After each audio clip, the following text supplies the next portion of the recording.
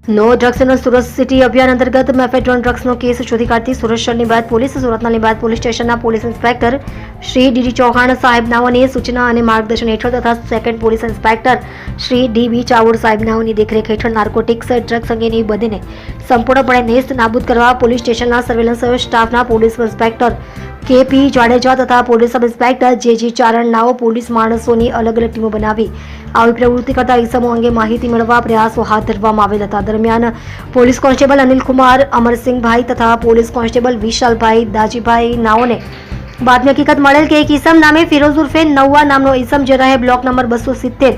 સર્વે 16 Gujarat slum board colony મીઠી ખાડી લીંબાયત સુરત શહેર નાનો તેના ઘરે ડ્રગ્સ વેચવાનો ધંધો કરે છે અને હાલમાં તેણે તેના મકાનમાં જથ્થો બહારથી મંગાવી પોતાના મકાનમાં સંતાડી રાખેલ છે. જે હકીકતની ખરાઈ કરતા હકીકત સાચી જણાયેલ સદર બાતમીના આધારે સદર જગ્યા પરથી આરોપી ફિરોઝ ઉર્ફે નવા દાબીત શેખ નાઓને મેફેડ્રોન ડ્રગ્સ વજન 1.30 ગ્રામ જેની કિંમત ₹3900ના મુદ્દામાલ સાથે પકડી પાડી સદર આરોપીની પૂછપરછ કરતા મજકૂર આરોપીએ સદર મેફેડ્રોન ડ્રગ્સનો જથ્થો અશ્વિની કુમાર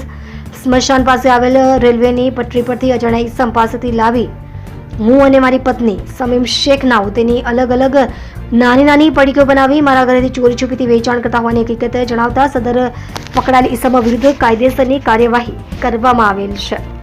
તમે જોઈ રહ્યા છો સૌથી પહેલા ન્યૂઝ આપનાર સેવા ન્યૂઝ ગુજરાત અજમલ જાદવની સાથે.